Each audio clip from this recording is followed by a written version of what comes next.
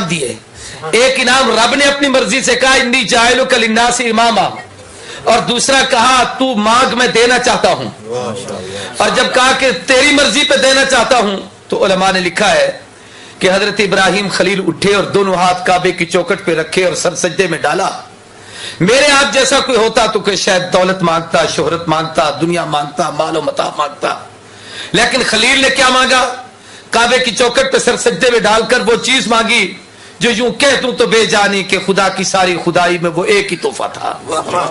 क्या मांगा? कहा अल्लाह रब्बना वबअस फीहिम रसूला, अर्श वाले तेरा घर बनाया है, आबादी के लिए पैगंबर अता कर, मकान बनाया है, मकीन अता कर, बैतुल्लाह बनाया है, रसूलुल्लाह अता कर, मदरसा बनाया है, मुदर्रिस अता कर, दरसगाह बनाई है, मुअल्लिम अता कर, इदारा बनाया है, मोहतमिम अता कर, बैतुल्लाह बना दिया है, रसूलुल्लाह अता कर। खलील की दुआ अल्लाह ने कबूल फरमाई और अपने महबूब अता फरमाया। तवज्जो फरमाए, बस ये बातें दो तीन हैं, मुख्तसर सी, और अगली दो बातें अर्ज करना चाहता हूं। यहां एक बात यह भी ज़हन में रखे कि इब्राहिम अल्लाह के खलील हैं और हमारे आका अल्लाह के हबीब हैं। खलील भी दोस्त को कहते हैं और हबीब भी दोस्त को कहते हैं, मगर फर्क क्या है? उलमा ने लिखा है खलील उस यार को कहते हैं जिससे प्यार में सब कुछ ले लो, और हबीब उसे कहते हैं जिसे प्यार में सब कुछ दे लो। खलील तो खलील है जान पेश कर, खलील है माल पेश कर, खलील है वतन पेश कर, खलील है औलाद पेश कर, और जब महबूब की बारी आई तो तू मेरा महबूब है, हाथों को इकट्ठा कर, आसमान पे बादल जमा करूंगा, तू चेहरे पे फेर, मैं मी बरसाऊंगा, तू उंगली से इशारा कर, मैं चांद को टुकड़े करूंगा, तू दरख्तों को इशारा कर, जमीन को चीर के तेरे कदमों में लाऊंगा, तू बकरी पे हाथ फेर, दूध से भर दूंगा, तू कंकरों को हाथ में पकड़, मैं कलमा पढ़ा दूंगा, तू काबे की चौखट को पकड़ कर दुआ मांग, मैं उमर को कलमा पढ़ा के तेरे कदमों में भिजवा दूंगा, तो हाथ उठा अबू हुरैरा की अम्मा को कलमे की दौलत से मारा मार। बातें तो बहुत सारी कहने की हैं, लेकिन सोचने वाली बात यह है कि खलील ने अल्लाह से अल्लाह का महबूब मांगा। क्या मांगा भाई? सारे बोलो अल्लाह का। बड़े पढ़े लिखे समझदार साहिब इल्म व कमाल और यकीनन यूरोप की दुनिया के जीरक लोग बैठे हो, दुनिया में कोई अपना महबूब भी किसी को देता है? आदमी कहता है सब कुछ ले, मेरे यार का नाम ना ले, सब चीज हाजिर है, महबूब नहीं देता। भाई मैं और आप तो किसी को नहीं देते, खलील अल्लाह से मांग रहा है, रब कैसे दे देगा? यहां तो कोई महबूब नहीं देता, अल्लाह कैसे अपने महबूब देंगे?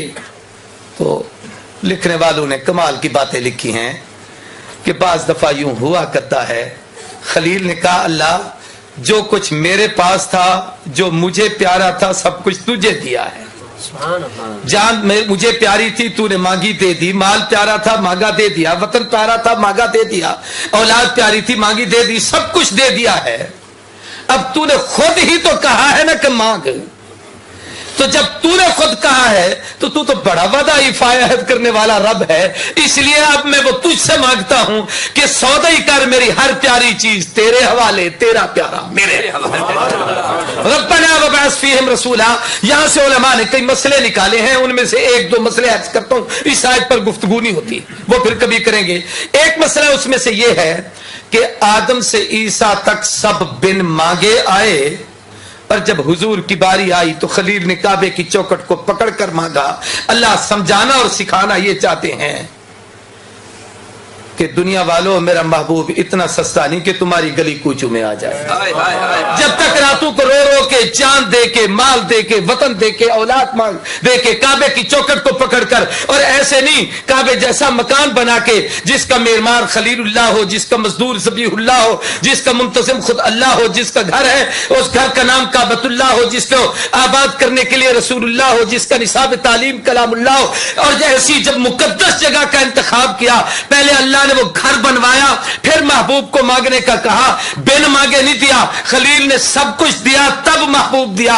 इशारा इस तरफ है कि मेरा यार इतना सस्ता नहीं तुम्हारी गलियों में आ जाए। जब तक खलील ने सब कुछ दे के मांगा नहीं दिया, मैंने भी नहीं। दूसरा मसला एक और समझाया गया, रब्बना वबअस फीहिम रसूला, इस दुआ ने एक और मसला समझा।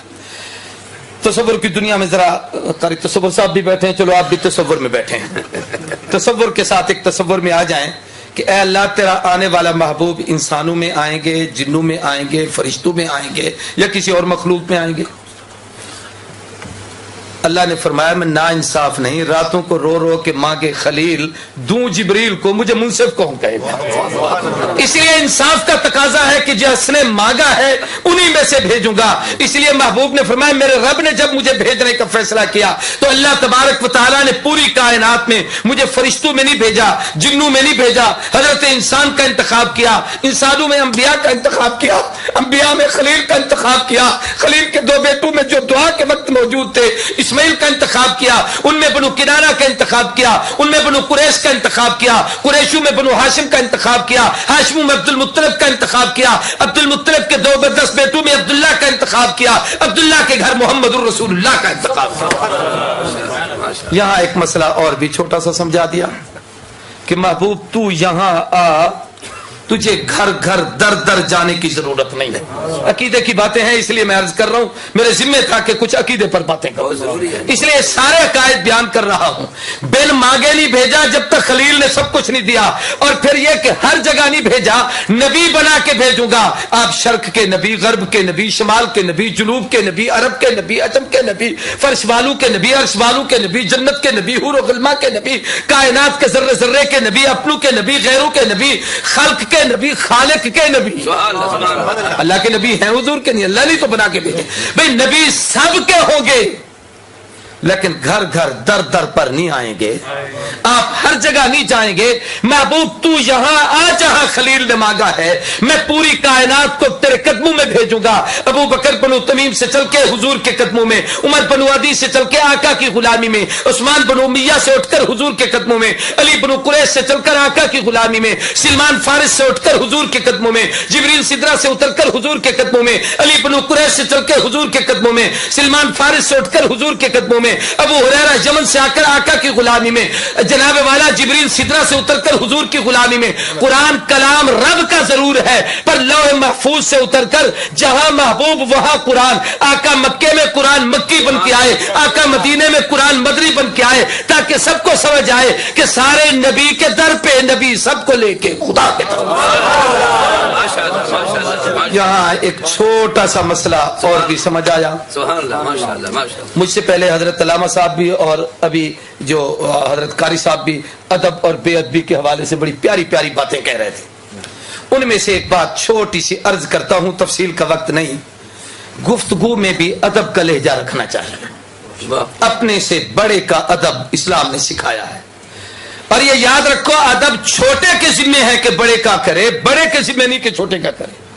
بیٹا پابند ہے باپ کے ادب کا، شاگرد پابند ہے استاد کے ادب کا، مرید پابند ہے مرشد کے ادب کا۔ باپ پابند نہیں کہ بیٹے کو علامہ صاحب کہے، تو چھوٹا ہے بڑے کے ادب کا پابند۔ یاد رکھیے پوری کی پوری رب کی مخلوق میرے محبوب کے سامنے شان، مقام، مرتبہ، عظمت کے لحاظ سے چھوٹی ہے، آقا سب سے بڑے۔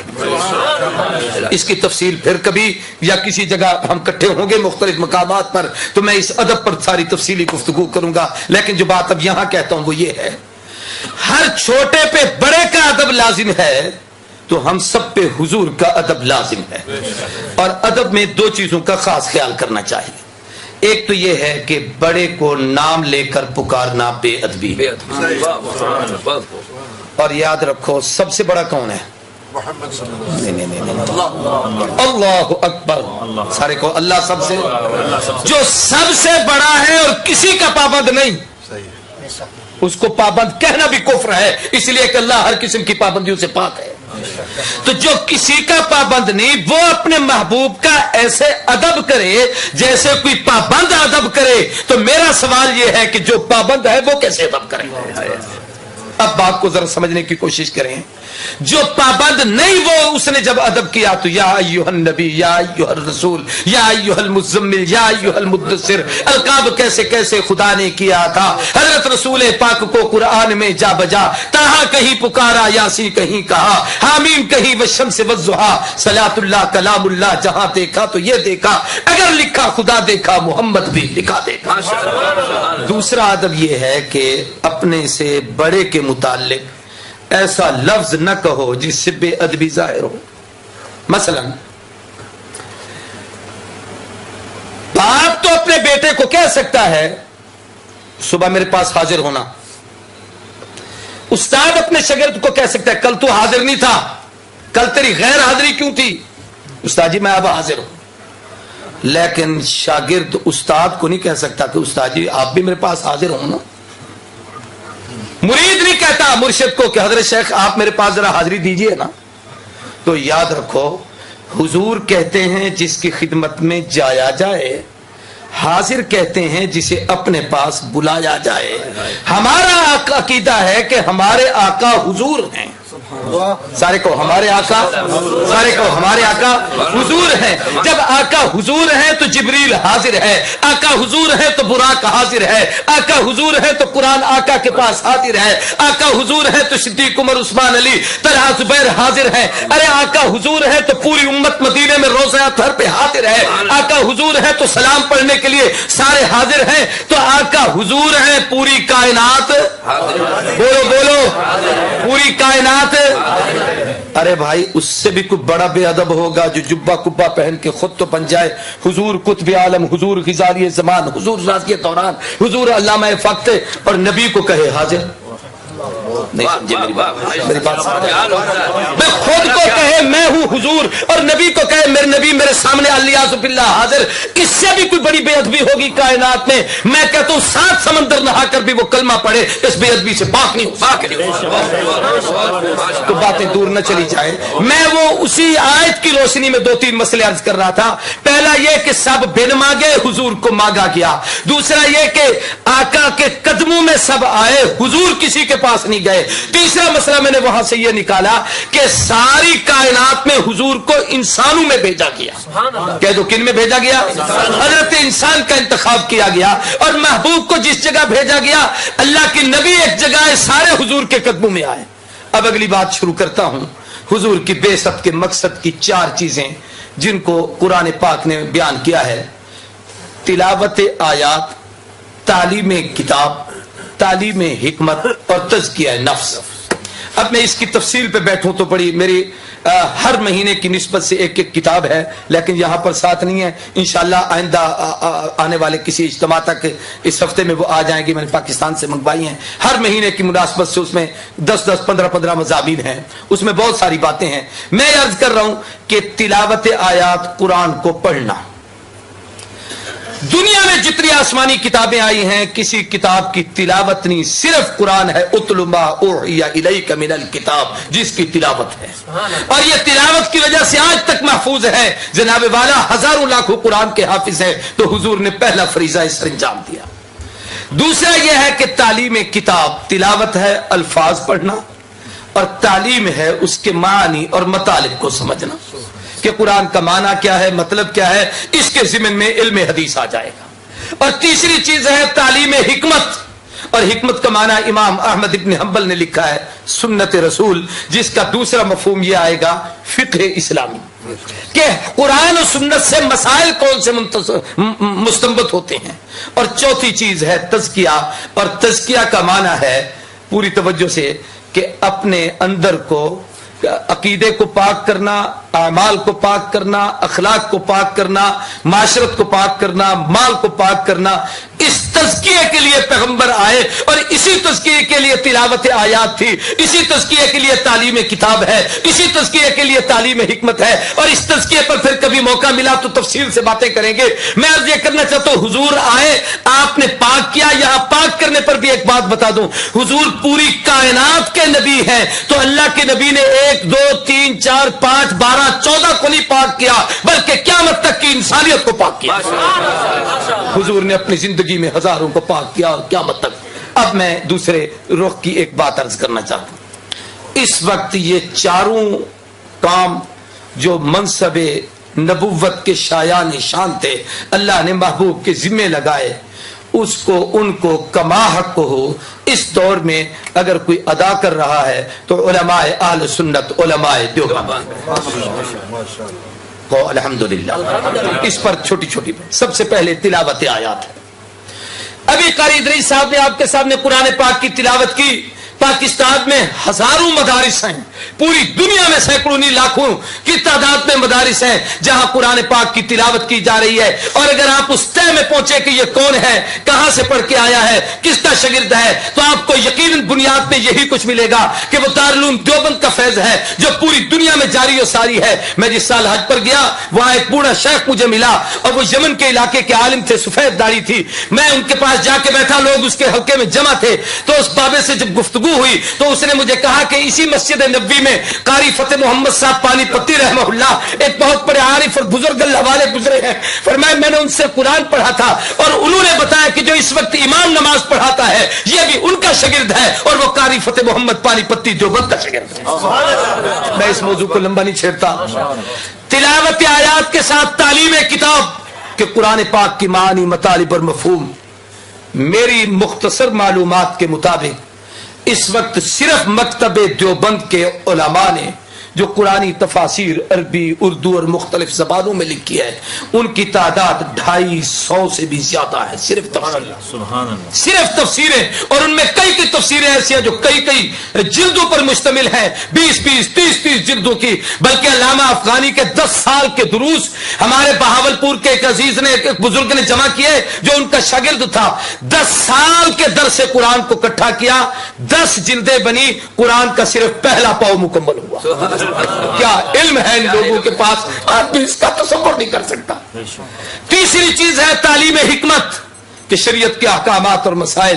یہ مجھ سے پہلے کہہ رہا تھا عزیز رشیدی کہ ارے بھائی ایک گنگوہی جیسا فقیر پیش کرو، ایک مفتی کفایت اللہ دہلوی پیش کرو، ایک مفتی عزیز الرحمان دہلوی پیش کرو، ایک مفتی محمد شفیع پیش کرو، ایک مفتی محمود پیش کرو، جو اپنے اپنے میدان میں فقاہت کے وہ امام اور مجتہد اور شہنشاہ تھے کہ بڑے بڑے لوگوں نے ان کے سامنے گھٹنے ٹیک دیے۔ اور میں اگر اس موضوع کو چھیڑوں تو لمبی باتیں ہو جائیں گی۔ علم تفسیر کی خدمت کی ہے تو ان لوگوں نے، حدیث کی خدمت کی ہے تو ان لوگوں نے، فقہ کی خدمت کی ہے تو ان لوگوں نے، مدارس کا جال بچھایا ہے تو ان لوگوں نے۔ کسی نے حضرت شیخ الہند مولانا محمود الحسن رحمہ اللہ جو دیوبند کا سب سے پہلا شاگرد تھا، استاد بھی محمود ہے، شاگرد بھی محمود ہے، ایک چھوٹے سے انار کے درخت کے نیچے ایک استاد اور شاگرد بیٹھ کر علم کو سیکھ رہے ہیں۔ اس شاگرد محمود نے جب وہ محمود حسن بن گئے، علامہ زمان بنے، تو کسی نے کہا حضرت آپ کی کچھ تصنیف تو ہمارے سامنے نہیں آئی، آپ اتنے بڑے علامہ کہلاتے ہیں۔ فرمایا میاں میری تو ہر میدان میں تفسیر ہے، تو میری تصنیف ہے، کس میدان کی تصنیف دیکھنا چاہتے ہو، کون سی کتاب پڑھنا چاہتے ہو؟ اس نے کہا جی ہم نے تو کوئی نہیں دیکھی۔ فرمایا میرے قرآن کی تفسیر میں اگر کوئی تصنیف دیکھنا چاہتے ہو شبیر احمد عثمانی کو دیکھ لو، علم حدیث میں میری کوئی تصنیف دیکھنا چاہتے ہو میرے شاگرد انور شاہ کو دیکھ لو، اگر فقاہت میں میری کوئی تصنیف دیکھنا چاہتے ہو میرے عزیز الرحمان اور کفایت اللہ کو دیکھ لو۔ فرمایا اگر تم لوگ میری تصنیف کو دیکھنا چاہتے ہو، سیاست کے میدان میں کچھ پڑھنا چاہتے ہو میرے شاگرد عبید اللہ سندھی کو دیکھ لو، اگر تم میری تصنیف پڑھنا چاہتے ہو جناب والا تعریف کے میدان میں مجھے کچھ دیکھنا چاہتے ہو میرے ایک ہی شاگرد تصوف کا امام اشرف علی تھانوی کو دیکھ لو، میرے اگر تم میرے تدبر اور حوصلے کو پڑھنا چاہتے ہو میرے شاگرد حسین احمد مدنی کو دیکھ لو، میری دعوت و تبلیغ کو دیکھنا چاہتے ہو میرے الیاس کو دیکھ لو، میرا ایک ایک شاگرد ایسا ہے۔ میں علی وجہ البصیرت کہتا ہوں تاریخ میں 2 انسان ایسے گزرے ہیں جن کی شاگردوں کی مثال دنیا میں نہ پہلے پیش ہوئی نہ قیامت تک پیش ہو سکے گی۔ پہلے دور میں امام اعظم نعمان ابن ثابت ابو حنیفہ امت کا وہ فقیہ اور مجتہد تھا جس کے شاگرد ایک ایک شاگرد ایسا تھا جس کی مثال دنیا نہیں دے سکی۔ یا دوسرا شیخ الہند مولانا محمود حسن رحمہ اللہ ہے جن کا ایک ایک شاگرد ایسا ہے جو اپنے زمانے اور اپنے فن کا امام ہے جس کی مثال دنیا میں نہیں۔ میں اس موضوع کو لمبا نہیں کرتا، میں مختصر بات عرض کرتا ہوں۔ اور تاریخ میں کہا ایک حدیث ہے بڑی عجیب، مشکات میں علماء بیٹھے ہیں، حضور نے فرمایا قرب قیامت میں یکون فی آخر الزمان امت لہم مثل اجر اولہم، آخر دور میں ایک جماعت آئے گی وہ پہلوں کے نقش قدم پر چلے گی، ان جیسے کام کرے گی، اللہ ان پچھلوں کو ان جیسا اجر دے گے۔ آگے بڑی لمبی تفصیل ہے، میں صرف اسی کا ایک خاکہ عرض کرنا چاہتا ہوں۔ تاریخ نے اپنے آپ کو دہرایا کہ اگر پہلے دور میں امام اعظم نعمان ابن ثابت ابو حنیفہ گزرا جس کی فقاہت کی دنیا مثال نہ دے سکی، تو اس دور میں رشید احمد گنگوہی گزرا، علماء دیوبند کا وہ عظیم فرزند جس کی مثال دنیا نہیں پیش کر سکتی۔ اگر اس دور میں احمد ابن حنبل استقامت کا کوہ گرا تھا تو تاریخ نے محمود حسن وہ پیدا کیا جس کی مثال دنیا نہیں دے سکتی. پہلے دور میں ایک استاد اور شاگرد نے بیٹھ کر کٹھی تفسیر لکھی، مدارس میں پڑھائی جاتی ہے، جس کا نام جلالین ہے. تو اللہ نے ہمارے اکابر میں ایک استاد اور ایک شاگرد، علامہ شبیر احمد عثمانی شاگرد، شیخ الہند مولانا محمود حسن استاد اور شاگرد نے بیٹھ کر وہ تفسیر لکھی جس کی مثال دنیا نہیں پیش کر سکتی. میں کہتا ہوں پہلے دور میں اگر اللہ سلام کروڑوں جزا عطا کرے، بخاری کی قبر پر اللہ رحمت نازل کرے، امام بخاری نے بخاری لکھی ہے تو اس کو سمجھانے کے لیے انور شاہ کشمیری نے جو اس کی شرح لکھی ہے، تاریخ میں آج تک اس جیسی کتاب نہیں آ سکی. پہلے دور میں امام مسلم صحیح مسلم لکھ کے گئے ہیں، علامہ شبیر احمد عثمانی نے فتح الملم 5 جلدوں میں لکھی ہے، آج تک اس کی مثال دنیا نہیں پیش کر سکی. اگر امام ابو داؤد نے ابو داؤد لکھی ہے، بل الموجود ابو داؤد کی شرح مولانا خلیل احمد سہارنپوری رحمہ اللہ نے لکھی جس کی مثال آج دنیا نہیں دے سکتی. اور امام مالک موطا امام مالک لکھ کر گئے، شیخ الحدیث محدث عصر مولانا محمد زکریا کادلوی مہاجر مدنی نے جس وقت اس کی شرح لکھی، ایک عرب کے شیخ کو یہ کہنا پڑا قد حنف الموطا، اور زکریا نے کیا موطا امام مالک کی شرح لکھی ہے کہ اس کو پڑھنے کے بعد ایسے لگتا ہے کہ شاید امام مالک بھی ابو حنیفہ کا مقلد بنا. ہمارا ایک ایک عالم بے مثال، ایک ایک عالم با کمال، ایک ایک عالم لازوال. میں یہ کہہ دوں تو بے جانی خدا کی قسم، اگر وہاں بخاری کی قبر سے خوشبو آئی ہے تو یہاں 6 مہینے تک لاہوری کی قبر، امام الاولیاء مولانا احمد علی لاہوری کی قبر سے، اور اب تو ہزاروں ایسے ہیں جن کی قبروں سے جنت کی خوشبو دنیا میں مہکی ہے. اللہ نے دکھایا ہے کہ یہ وہ اہل حق ہیں، یہی وہ لوگ ہیں، یہ وہ اللہ کے برگزیدہ لوگ ہیں جو پیغمبر کے اس مشن کی تکمیل کر رہے ہیں جس مشن کے لیے اللہ نے اپنے نبی کو دنیا میں بھیجا تھا. تو میرے محترم دوستوں اور بزرگوں، اللہ نے ہم اس پر اپنے رب کا جتنا شکریہ ادا کریں کم ہے کہ اللہ نے ہمیں ایسے اکابر دیے. میں خانپور ضلع رنجر خان پاکستان میں جس جگہ رہتا ہوں، حضرت خیری صاحب بخوبی ہمیں جانتے ہیں، مجھے جانتے ہیں. وہ ایک بہت بڑی خانقاہ ہے دین پور شریف کے نام سے. مولانا احمد علی لاہوری انہی کے مرید تھے اور حضرت سید حسین احمد مدنی سلسلہ قادریہ میں ان کے مرید تھے. وہ حضرت خلیفہ غلام محمد فرماتے ہیں جس وقت حضرت شیخ الہند کی دعوت پر میں دیوبند گیا تو میرے ذہن میں یہ تھا کہ دیوبند ایک مدرسہ ہوگا جیسے عام مدارس ہوتے ہیں، استاد شاگرد پڑھتے ہوں گے، لیکن ولی لا ولی میں شناس، ولی کو ولی جانتا ہے. فرمایا جس وقت میں وہاں گیا دارالعلوم دیوبند کے اندر انوارات کی بارش ہو رہی تھی، فرمایا باورچی بھی زمانے کے ولی سے کم نہیں تھا. وہاں کے خاکرو بھی اپنے زمانے کے بہت بڑے ولی نظر آتے تھے. اللہ نے ہمیں اکابر جو عطا کیا وہ صرف علم والے نہیں، وہ عمل کا بھی کمال ہے، علم میں بھی کمال ہے. نہ ان کے علم کی مثال ہے، نہ ان کے تقوی اور روحانیت کی مثال ہے. اس لیے میں آپ سے نصیحتاً ایک بات کرتا ہوں خدا کے لیے، اپنے ان اکابر کا ہمیں لفظ تو بڑا عجیب ہے، اندھا مقلد ہونا چاہیے. ان کی تحقیقات پہ 100% اعتماد کریں. آخری بات اوہو اب تو گھڑی نظر آ گئی ہے مجھے، میں بات ختم کر دیتا ہوں. اتحاد امت پر یہ گفتگو ہے. دنیا میں 3 قسم کے اتحاد ہوتے ہیں. لوگ یا تو زبان کا اتحاد کرتے ہیں، زبان کے حوالے سے جو زبان بولتے ہیں، یا لوگوں میں رنگت کے اتحاد ہوتے ہیں، یا وطن کے اتحاد ہوتے ہیں.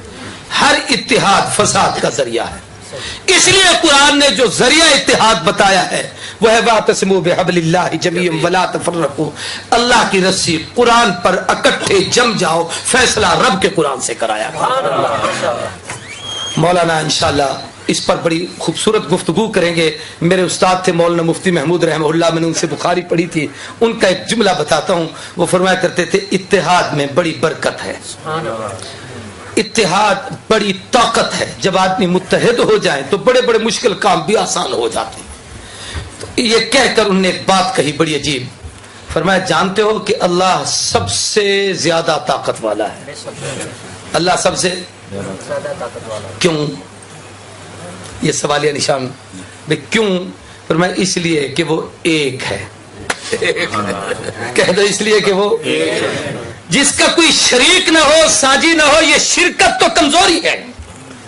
भाई हम वैसे ही चूंकि मखलूक कमजोर होती है, हम कमजोरियों वाले हैं, इसलिए हमें हुक्म है कि आपस में एक होगे तो ताकत रहेगी, जब तुम टुकड़े हो जाओगे तो तुम्हारी ताकत खत्म हो जाएगी। वो एक है तो सबसे ज्यादा ताकत वाला है, उस एक ने हमें एक फार्मूला दिया जिसका नाम कुरान है, अमली जिंदगी दी जिसका नाम मोहम्मदुर रसूलुल्लाह है। इनके साथ जुड़े रहोगे तो तुम भी एक होकर कामयाब हो जाओगे। व आखिर दावाना अल्हम्दुलिल्लाह रब्बिल आलमीन।